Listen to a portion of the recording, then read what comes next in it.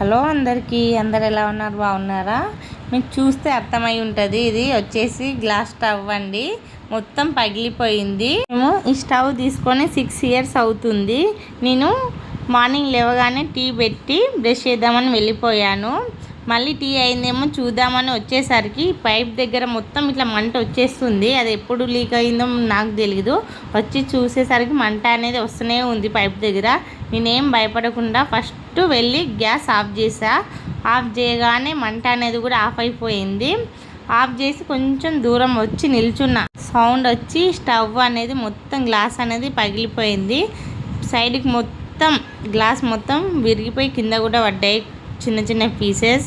మీ దగ్గర glass stove ఉంటే కొంచెం జాగ్రత్తగా ఉండండి, ఎందుకంటే కొంచెం హీట్ అయినా దీంతో ప్రాబ్లమే. అందుకే మీకు చెప్తున్నా. చూడండి, ఆ పైప్ కూడా కొత్తది, అసలు అది ఎలా లీక్ అయిందో తెలియదు. మరి ఇంకా ఆ టైంకి మేము ఎవ్వరం కిచెన్లో లేము.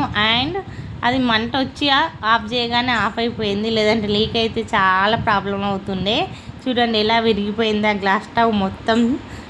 చాలా భయమేసింది చూడగానే. ఈ పైప్ దగ్గర లీక్ అయిపోయింది, చూడండి ఎలా పగిలిపోయిందో. నేను వీడియోస్ కూడా చూశాను, చాలామంది పెట్టారు గ్లాస్ స్టవ్స్ పగిలిపోతున్నాయి జాగ్రత్తగా ఉండండి అని. లాంగ్ వీడియోస్ కూడా ఉన్నాయి. నేను అప్పటి నుంచి చాలా భయపడ్డా, మా దగ్గర కూడా గ్లాస్ స్టవ్ ఉంది అని. చాలా భయపడుతూనే నేను కుకింగ్ చేసేదాన్ని. బ్యాడ్ లక్, మాకు కూడా అలానే పగిలిపోయింది గ్లాస్ స్టవ్ అనేది. ప్లీజ్ కొంచెం జాగ్రత్తగా ఉండి వాడండి గ్లాస్ స్టవ్ ఉన్నవాళ్ళు.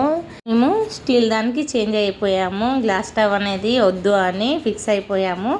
పూజ చేసి పాలు పొంగిచ్చాను స్టవ్ పైన. మీరు కూడా జాగ్రత్తగా ఉంటారని వీడియో షేర్ చేస్తున్నాను.